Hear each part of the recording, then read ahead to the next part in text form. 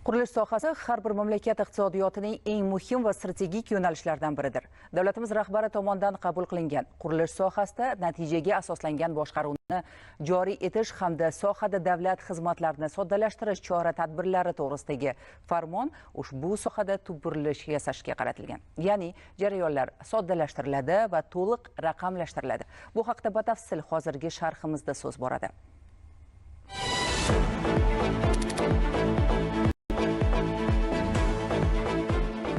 O'zbekiston Respublikasi Prezidentining qurilish sohasida natijaga asoslangan boshqaruvni joriy etish hamda sohada davlat xizmatlarini soddalashtirish chora-tadbirlari to'g'risidagi farmoni mamlakatimiz iqtisodiyotining muhim tarmoqlaridan biri bo'lgan qurilish sohasini tubdan yangilashga qaratilgan strategik hujjat sifatida e'tiborga molikdir. Mazkur farmonning markazida bitta asosiy g'oya turadi. Qurilish sohasini fuqaro va tadbirkor uchun oson, tezkor, shaffof va hisobdor tizimga aylantirish. Farmonning eng muhim jihati qurilish sohasida natijaga asoslangan boshqaruv modelini joriy etishdir. Bu modelda davlat organlarining samaradorligi, ular tomonidan yaratilgan sharoitlar, tezkor qaror qabul qilish imkoniyati va xizmat sifati orqali baholanadi. Shu orqali byurokratik bosqichlar qisqartiriladi, qaror qabul qilish tizimi optimallashtiriladi, inson omiliga bog'liq subyektivlik kamaytiriladi, davlat xizmatlari yagona standart asosida tashkil etiladi. Bu bizning sohamizda yana bir tub burilish yasaydigan bir muhim hujjat. Binolarni tashqi ko'rinishini o'zgartirishga ruxsat berish, ikkinchisi bino va inshootlarni qayta qurish, rekonstruksiya qilish, buzib o'rnida qurish yoki o'zini hududida qo'shimcha bino va inshootlar qurishga ruxsatnoma berish masalasida gap ketyapti. Ana shu ruxsatnomalarni berish muddatini 2 barobar qisqartirish va ularga to'lanadigan to'lov miqdorini 2 barobar qisqartirish. Ruxsatnomalar berishga 7 ish kuni amalda berilgan bo'lsa, endi mana shu sun'iy intellektni qo'sh evaziga ruxsatnomalar berishi uzoq bilan 2 kunda muddatini qisqartirish imkoniyati bo'ladi. Tadbirkorlik subyektlariga, fuqarolarga yengillik yaratish uchun loyihani ekspertizadan o'tkazish davrida zarurat bo'lib qolsa, loyihaga o'zgartirish kiritish, qayta kelishish taqiqlandi farmon bilan. O'sha o'zgartirishlar shaharsozlik qoidalariga zid bo'lmasligi kerak, xavfsizlik qoidalariga mos bo'lishi kerak. Iqtisodiy nuqtai nazardan qaraganda farmonning asosiy ta'siri tadbirkorlik muhitini yaxshilash bilan bog'liq. Qurilish sohasida loyiha boshlash jarayoni ko'plab ma'muriy bosqichlar va idoralararo kelishuvlarga bog'liq bo'lib kelgani sababli vaqt va xarajatlar sezilarli darajada oshar edi. Yangi tartibga muvofiq arxitektura talablari va ruxsat berish jarayonlari birlashtirilmoqda. Bitta ariza, bitta to'lov, barcha ulanish nuqtalari tamoyili joriy etilyapti. Muhandislik kommunikatsiya tarmoqlariga ulanish jarayonlari avtomatlashtirilmoqda.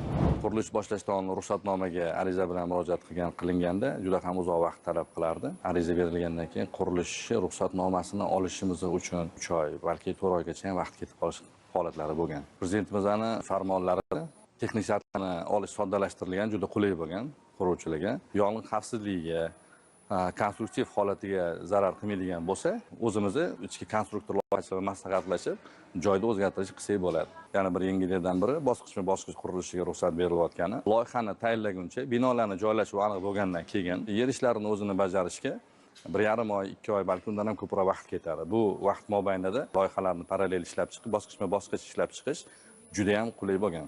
Bu juda ancha vaqtni tejab beradi. Farmonda nazarda tutilgan eng innovatsion yo'nalishlardan biri qurilish sohasini to'liq raqamlashtirish va sun'iy intellekt texnologiyalarini joriy etishdir.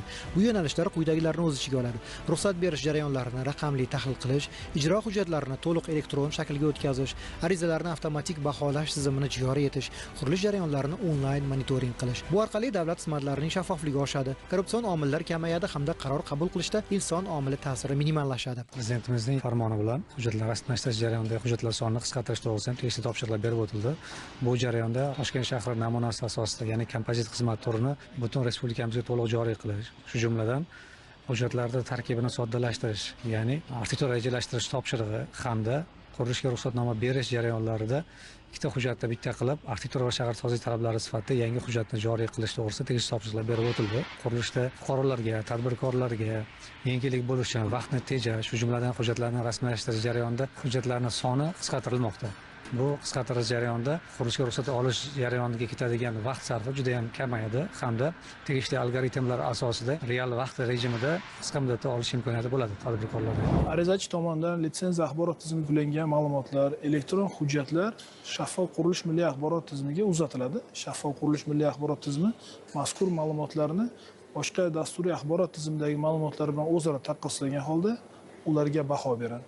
Va natijasi bo'yicha o'sha arizachiga litsenziya berish to'g'risida yoki arizada aniqlangan kamchiliklar, ularni bartaraf etish usullari va hujjatlarni maromiga yetkazishni nazarda tutuvchi xulosani o'z ichiga olgan litsenziya berishni rad etish to'g'risida qaror qabul qiladi. Litsenziya va ruxsatnomalar olish uchun amalda talab etiladigan 7 ish kunidan 14 ish kungacha bo'lgan muddatlar 5 daqiqagacha tushiriladi. Qog'oz shaklidagi aylanayotgan hujjatlar 95% ga qisqartiriladi. Vazirlik va idoralarning faoliyatiga oid ma'lumotlar oshkoraligi yana ham ko'proq ta'minlanadi. Byurokratik to'siqlarning yaratish imkoniyati to'liq cheklanadi. Qurilish sohasidagi islohotlar to'g'ridan-to'g'ri investitsiya muhitiga ta'sir ko'rsatadi. Shaffof va prognoz qilinadigan tizim har qanday investor uchun asosiy ishonch omillaridan biridir. Farmon doirasida qurilishda ruxsat berish jarayonlari qisqarishi, raqamli monitoring tizimi joriy etilishi, video kuzatuv orqali nazorat kuchaytirilishi investitsiya muhitining ochiqligi va barqarorligini oshiradi. Bu esa O'zbekiston qurilish bozorining mintaqaviy raqobatbardoshligini mustahkamlaydi. 2026 yil 1-sentyabrdan boshlab yangidan qurilayotgan barcha qurilish obyektlari kameralashtiriladi. 3 va 4 toifadagi barcha qurilish obyektlarga ushbu kameralar o'rnatiladi. Undan tashqari nazorat tadbirlarini olib borish jarayonida inspeksiya xodimlari body kameralardan foydalanadi va ular maxsus planshetlar bilan ham ta'minlanadi. Faqat tadbirkor emas, balki oddiy fuqaro ham bu islohotlardan bevosita bir manfaat ko'ryapti. Chunki qurilish sifati ustidan nazorat kuchayapti. Yirik obyektlarda video kuzatuv joriy etilyapti. Qurilish jarayonlari bevosita onlayn monitoring qilinyapti. Shuningdek, 50 yildan oshgan ko'p kvartirali uylarda qayta rejalashtirish cheklovlari bir qo'yilishib, aholi xavfsizligini ta'minlashga qaratilgani bilan ahamiyatlidir.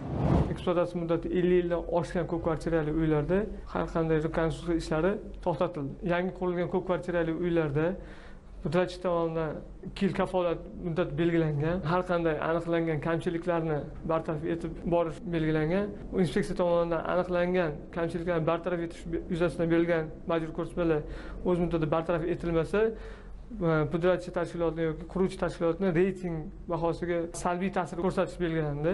Kelgusida shu pudratchi tenderlarda qatnashishi imkoniyati pasayadi. Islohotlarning samaradorligi yuqori malakali kadrlar bilan chambarchas bog'liq. Shu sababli qurilish va shaharsozlik sohasida xalqaro tajribaga ega mutaxassislarni tayyorlashga alohida e'tibor qaratilmoqda. Xususan agentlik tomonidan vazirlik bilan birgalikda yetakchi davlatlardan, ya'ni bu Yevropani Avstriya davlati, Osiyoda Janubiy Koreya davlati kabi davlatlardagi mana shu shaharsozlik yo'nalishida qurilish sohasini nazorat qilish tizimlarini o'rganish va boshqa shu sohaga tegishli zamonaviy bilimlar o'rganish bo'yicha, demak, amaliy stajirovkalar tashkil etish bo'yicha, demak, ishlar olib borilmoqda.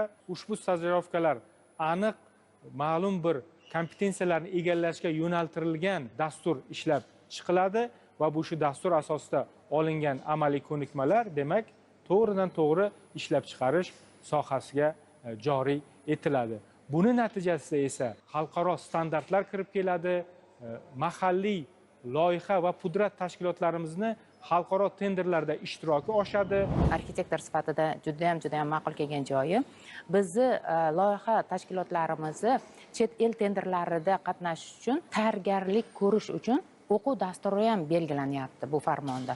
Bu juda ham katta biz uchun yangilik, biz arxitektorlarga juda ham foydali bo'ladi. Shu chet el tenderlarida qatnashish, eksport salohiyatini oshirishga. Toshkent arxitektura qurilish universiteti, Namangan davlat texnika universiteti, Qarshi davlat texnika universiteti va xorijiy ta'lim muassasalari bilan hamkorlikda qo'shma ta'lim dasturlari yo'lga qo'yilmoqda. Prezidentimiz farmoni qurilish sohasini yangi iqtisodiy va boshqaruv modeliga o'tkazishga qaratilgani bilan kompleks islohotdir. Uning mohiyatini 3 ta yo'nalishda ifodalash mumkin.